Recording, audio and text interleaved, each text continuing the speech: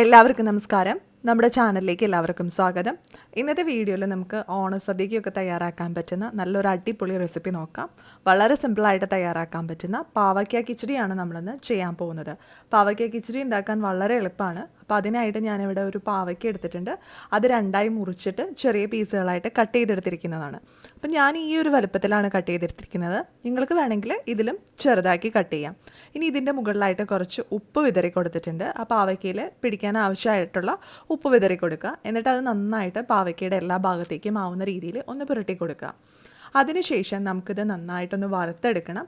അതിന് വേണ്ടിയിട്ട് ഒരു പാൻ അടുപ്പത്തേക്ക് വയ്ക്കാം. എന്നിട്ട് വെളിച്ചെണ്ണ ഒഴിച്ചു കൊടുക്കാം.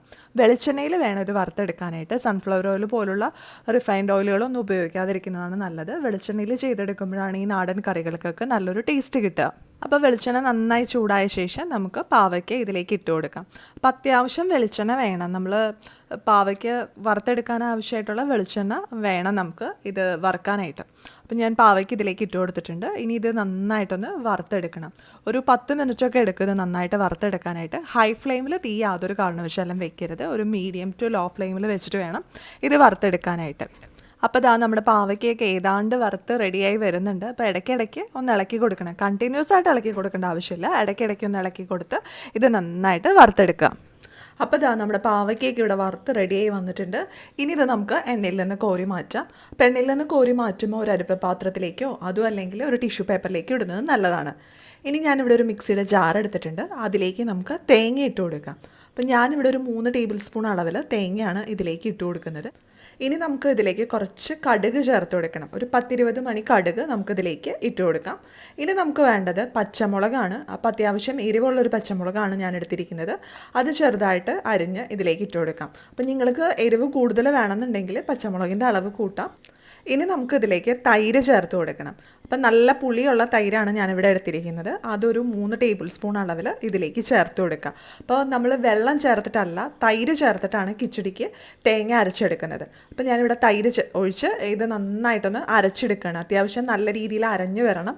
നമ്മൾ മോരുകറിക്കൊക്കെ അരക്കില്ലേ, ആ ഒരു രീതിയിൽ ഇത് നന്നായിട്ട് അരച്ചെടുത്തിട്ടുണ്ട്. ഇനി മറ്റൊരു പാത്രത്തിൽ കുറച്ച് തൈര് ഞാൻ എടുത്തിട്ടുണ്ട്. ഇതൊരു 3/4 കപ്പ് അളവിൽ തൈരുണ്ട്. ഈ തൈരിലേക്ക് നമ്മൾ അരച്ച് വെച്ച തേങ്ങ ഇട്ട് കൊടുക്കാം.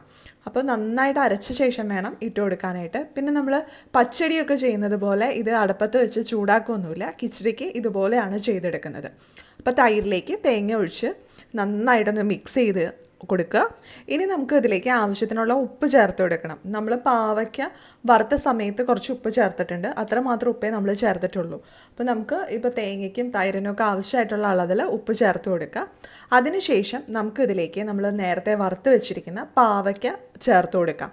അപ്പോൾ നമ്മൾ ഭക്ഷണം കഴിക്കുന്നതിന് മുന്നായിട്ട് പാവയ്ക്ക ചേർക്കുന്നതാണ് കുറച്ചും കൂടെ നല്ലത്. അങ്ങനെയാകുമ്പോൾ പാവയ്ക്ക കുതിർന്ന് പോവില്ല, കുറച്ച് ക്രിസ്പി ആയിട്ടിരിക്കും. ഇനിയിപ്പോൾ നിങ്ങൾക്ക് നന്നായിട്ട് കുതിർന്ന രീതിയിൽ കുറച്ച് അരിഞ്ഞ് സോഫ്റ്റ് ആയിട്ടുള്ള രീതിയിലാണ് വേണ്ടതെങ്കിൽ കുറച്ച് നേരത്തെ ചെയ്യാം. അതെല്ലാം കുറച്ച് ക്രിസ്പി ആയിട്ട് നമ്മുടെ കിച്ചടി ഇരിക്കണമെന്നുണ്ടെങ്കിൽ നമുക്ക് ആ കഴിക്കുന്നതിന് തൊട്ട് മുന്നായിട്ട് ചെയ്താൽ മതി. അപ്പം ഞാനിവിടെ പാവയ്ക്ക് ഇതിലേക്ക് ഇട്ട് നന്നായിട്ട് മിക്സ് ചെയ്തെടുത്തിട്ടുണ്ട്. ഇനി നമുക്ക് ഇതിലേക്ക് കടുക് ഒന്ന് താളിച്ചൊഴിക്കണം. അതിനായിട്ട് ഞാനിവിടെ ഒരു പാൻ അടുപ്പത്തേക്ക് വെച്ചിട്ടുണ്ട്. ഈ പാത്രം നന്നായിട്ട് ചൂടായി വരുമ്പോൾ നമുക്കിതിലേക്ക് വെളിച്ചെണ്ണ ഒഴിച്ചു കൊടുക്കാം. ഇനി നമുക്ക് ഇതിലേക്ക് ആവശ്യത്തിനുള്ള കടുക് ഇട്ട് കൊടുക്കാം. ഞാനൊരു 1/2 ടീസ്പൂൺ കടുകാണ് ഇതിലേക്ക് ഇട്ട് കൊടുക്കുന്നത്. കടുകൊക്കെ നന്നായി പൊട്ടിക്കഴിയുമ്പോൾ നമുക്കിതിലേക്ക് ഉണക്കമുളകും അതുപോലെ തന്നെ കറിവേപ്പിലയും ഇട്ട് കൊടുക്കാം. അപ്പോൾ ഉണക്കമുളക് ഒരു 1.5 ഉണക്കമുളകാണ് ഞാൻ ഇട്ട് കൊടുത്തിരിക്കുന്നത്. നിങ്ങൾക്ക് അതിൽ കൂടുതലോ കുറവോ ഇടാം. അപ്പോൾ ഇതിൻ്റെയൊക്കെ അളവ് നമ്മൾ എത്രത്തോളം പാവയ്ക്കാണ് എത്രത്തോളം തൈരാണ് എടുക്കുന്നതെന്നുള്ളതിന് അനുസരിച്ചിരിക്കുക. അപ്പോൾ ഞാൻ വളരെ കുറഞ്ഞ അളവിലാണ് ഇവിടെ ചെയ്തിരിക്കുന്നത്. ഇതെല്ലാം നന്നായിട്ട് മൂത്ത് റെഡിയായി വരുമ്പോൾ നമുക്ക് ആദ്യം നമ്മൾ തയ്യാറാക്കി വെച്ചിരിക്കുന്ന പാവയ്ക്കയുടെയും തൈരിൻ്റെയും ആ കൂട്ടിലേക്ക് ഒഴിച്ചു കൊടുക്കാം. അപ്പോൾ ഇതാ ഇത്രയേ ഉള്ളൂ, നമ്മുടെ പാവയ്ക്ക കിച്ചടി ഇവിടെ റെഡി ആയിട്ടുണ്ട്. അപ്പോൾ എല്ലാവരും ഇത്തവണ ഓണത്തിന് പാവയ്ക്ക കിച്ചടി ഒന്ന് ഉണ്ടാക്കി നോക്കുക. അപ്പോൾ എല്ലാവർക്കും റെസിപ്പി ഇഷ്ടമായെന്ന് പ്രതീക്ഷിക്കുന്നു. ഇഷ്ടമായാൽ ലൈക്ക് ചെയ്യുക, ഷെയർ ചെയ്യുക, അതുപോലെ നിങ്ങളുടെ അഭിപ്രായങ്ങളൊക്കെ താഴെ കമൻറ്റ് ബോക്സിൽ പറയുക. ഇനി നമുക്ക് പുതിയൊരു റെസിപ്പി ആയിട്ട് വീണ്ടും കാണാം.